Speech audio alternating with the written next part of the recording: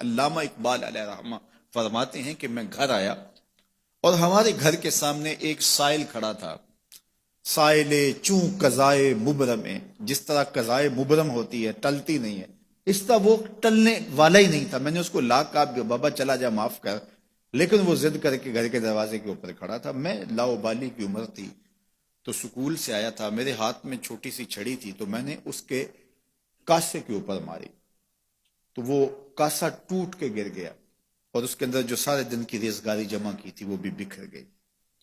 تو کہتے ہیں کہ وہ ریزگاری اکٹھی کرنے لگا اور میرے والد شیخ نور محمد اندر سے کہیں دیکھ رہے تھے تو وہ باہر آئے. انہوں نے وہ ریزگاری اکٹھی کر کے اس کو دی اور اس کو اور پیسے دیے اور اس سے معذرت کی اور اس کو رخصت کیا اور مجھے بازو سے پکڑ کے اندر لے گئے.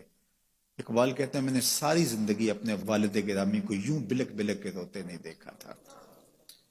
میرے والد نے مجھے بٹھا لیا اور کہنے لگے کہ اقبال، اگر قیامت کے دن رسول اللہ نے پوچھ لیا کہ تیرا بیٹا فقیروں کے کاسے توڑتا تھا تو بتا میں حضور کو جواب کیا دوں گا. تو کہتے ہیں کہ بس وہی لمحہ میری تربیت کا تھا.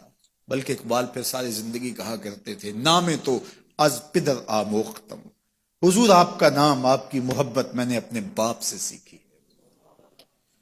یعنی حضور کا سامنا کیسے کروں گا؟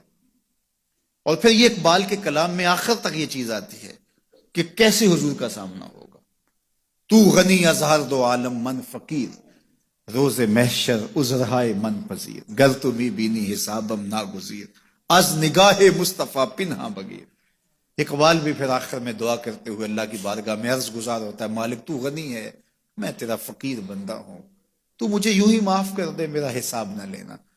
لیکن اگر میرا حساب لینا بڑا ضروری بھی ہوا تو یہ مہربانی کرنا حضور کے سامنے نہ لینا، میں حضور کو کیا منہ دکھاؤں گا.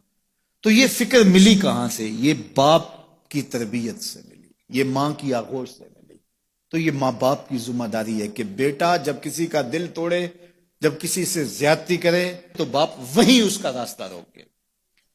اور ایک فقیر کا لاابالی پن کے اندر کاسا توڑ دیا اور باپ نے پھر ایسی تربیت کی کہ اقبال ساری زندگی لوگوں کے دل جوڑتا رہا، ساری زندگی بتاتا رہا کہ انسان کی اصل صورت کیا ہوتی ہے. دل نہیں شاعر کا ہے کیفیتوں کی رستخیز، کیا بتاؤں کہ درون سینہ کیا رکھتا ہوں میں، در غم دیگر بسوزو دیگر آرا ہم بسوز، گفت مت روشن حدیث گر توانی دار ہوش، کہہ گئے ہیں شاعری جزویست از پیغمبری، ہاں سنا دے پڑھ کے ان کو پیغام سروش.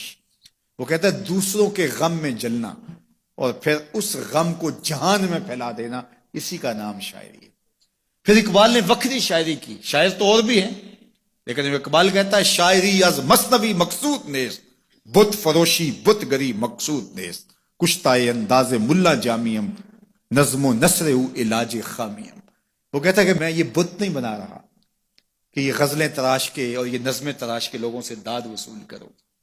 بلکہ کسی نے اقبال کو کہا یار کوئی غزل تو سناؤ، تو اقبال رو پڑا، کہا حضور میں اپنے شعروں کی داد قیامت کے دن آپ سے ہی لوں گا. یارا مرا غزل خانے شمردن، یاروں نے تو مجھے غزل خاں سمجھ لیا، میرا تو مقصد ہی اور ہے. بلکہ ان شعراء پہ تنقید اقبال نے کی، عشق و مستی کا جنازہ ہے تخیل ان کے اندیشہ تاریخ میں قوموں کے مزار، چشم آدم سے چھپاتے ہیں مقامات بلند، کرتے ہیں روح کو خوابیدہ بدن کو بیدار. ہند کے شاعر و صورت گرو افسانہ نویس، آہ بیچاروں کے اعصاب پہ عورت ہے سوار.